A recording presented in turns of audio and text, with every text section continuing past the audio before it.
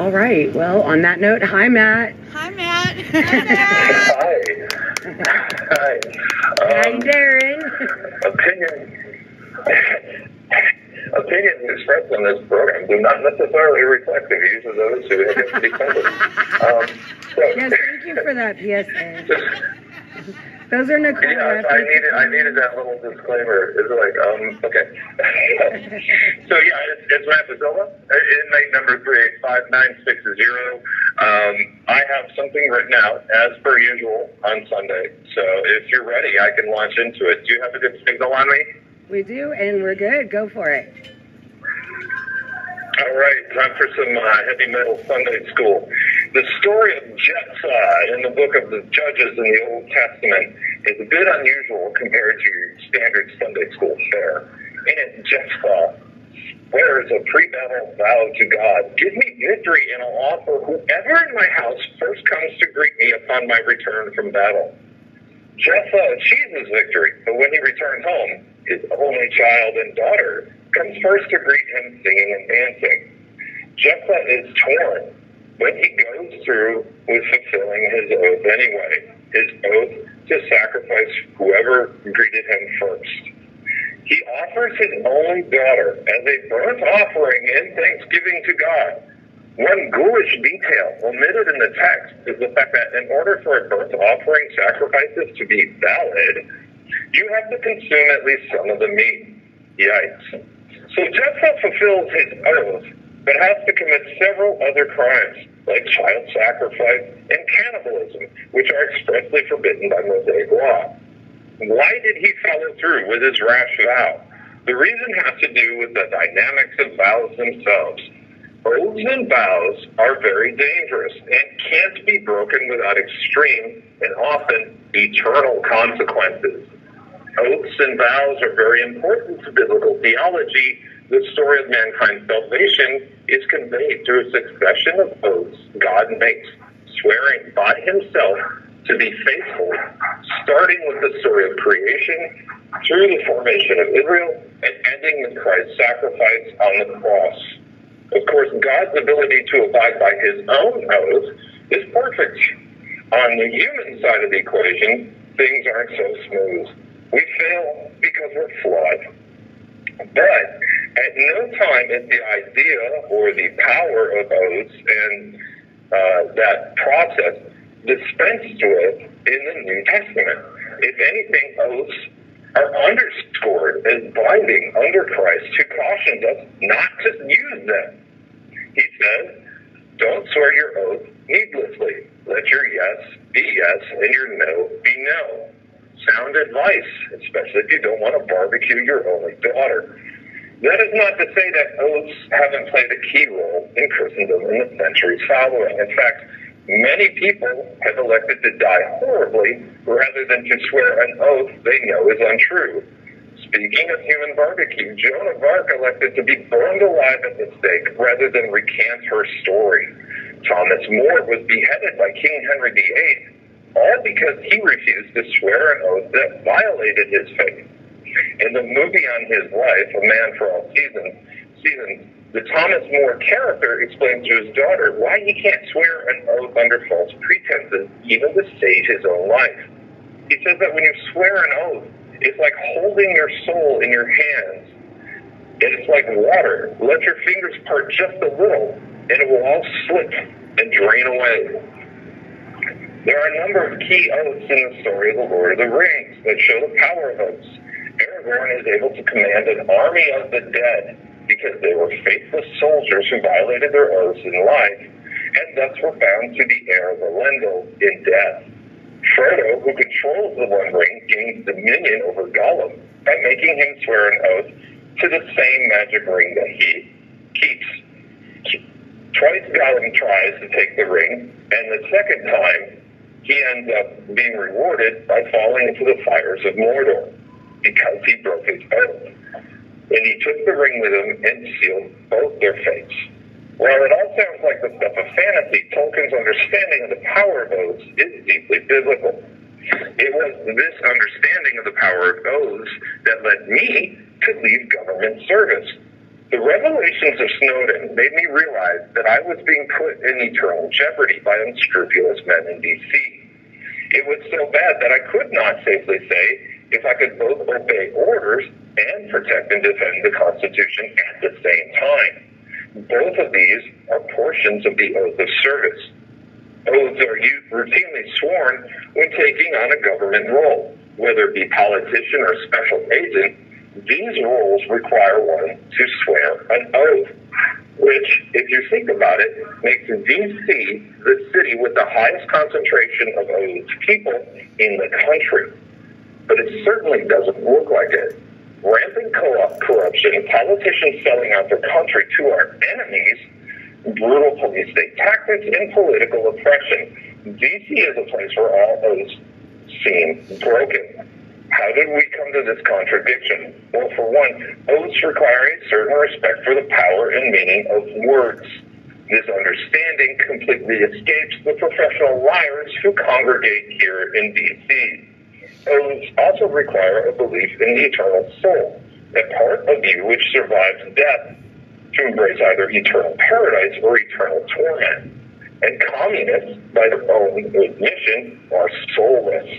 And here again, we see the power of oaths to shape reality by bridging the material with the supernatural. For the rank communist who swears his oath out of a belief that oaths are nothing more than a quaint holdover of a bygone age, these people do the opposite of Thomas More, splaying their fingers as they fail to keep hold of their own souls. They lose their souls in taking their oaths because they lack integrity. So it's no wonder things are as bad as they are here. Despite the best efforts of the regime media, people understand that we live under the thumb of faithless and soulless tyrants. The people recognize that things now are as bad as they've ever been in the history of the Republic. These soulless wraiths who run DC have called this doom down upon our country. But unbeknownst to them, by violating their oaths, they call eternal judgment down upon themselves. So much death, despair, and destruction fills the hearts of the brim with sadness, especially when you consider that it never had to be this way. In fact, if the people of DC had sought to keep their oaths instead of forsaking them, this country would be a paradise on earth. So perhaps America may once again achieve such greatness through the power of oaths spoken by people of faith and integrity. And that's it. That was a really nice speech about oaths and very interesting, because I don't think I've ever heard that story about Jephthah. Is that what the name you were saying, Jephthah? Yeah, Jephthah is Jephthah.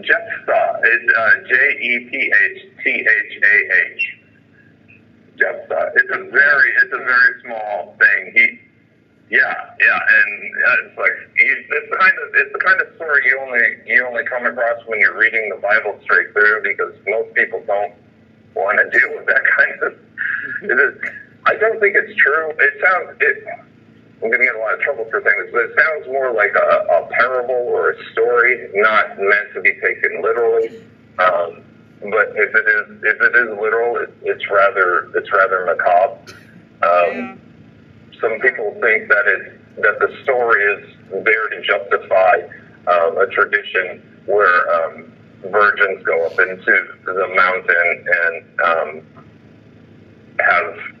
they celebrate something. I can't remember the footnote right now, but there was a tradition where young ladies would go up into the mountains, and it wasn't like a bridal shower or anything like that. But anyway,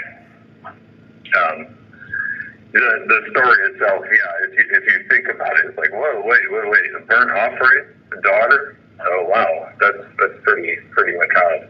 Yeah. And also the whole time you're thinking, Jephthah, he's kind of a jerk. I mean, why would you swear that oath? But it's a good example of an oath sworn rashly, and then at least Jephthah has the integrity to follow through with his promise. And it also underscores why it is important to follow through. If you ask the question, not why he made the oath, but why did he follow through with it? Right. Yeah, that's very interesting. I mean, it's also very interesting of a point to ask, why did he make that kind of oath? Yeah, it's completely rash and completely illogical. But I think there was a time when people would talk big like that. They would say, "Oh, I swear upon my father's grave," blah blah blah blah blah, and then they would use the swearing language. That's my understanding of the admonition against swearing. It wasn't about cuss words per se. It was about one, taking the Lord's name in vain, and two, saying stuff like, "I swear that such and such," you know, it's like, "I swear up and down, Glasser, you know, he was 6 feet tall if he was an inch," you know, that kind of language. Yeah. Well, I think it can also be perceived as something that you would say when you're just in a state of such despair that you would, you know, say anything, you know, "God, I'll do anything if you get me out of this situation. If you bring me through victory, the first person I come upon, I will sacrifice in your name, Lord." You know, like, that's something that does sound like something that is crazy to say. Yeah. Knowing that if you're a victor, that the first people you'll see are the people that support you, you know. But you don't think like that when you're in the throes of some type of dramatic situation. So, you know, therefore rash decisions. Yeah, probably obeying wrong, you know. Right. They're like, "Oh, please let the chicken come out first." It's like, "Oh no, my daughter." Yeah. Well, you know, and that's kind of like not thinking before you speak too. Maybe just Yeah.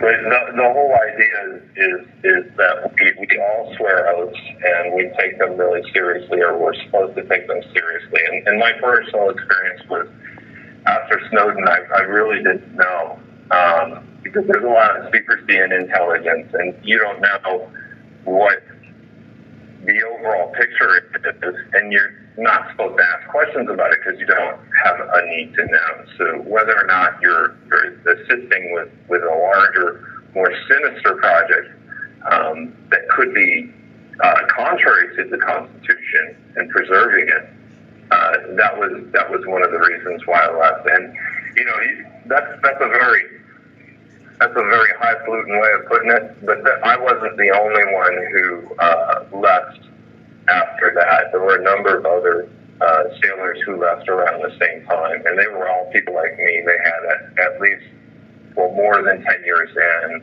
and usually if you get past the halfway mark in military service, you want to just round out that last 10 years, because then you get that retirement bonus for until you die.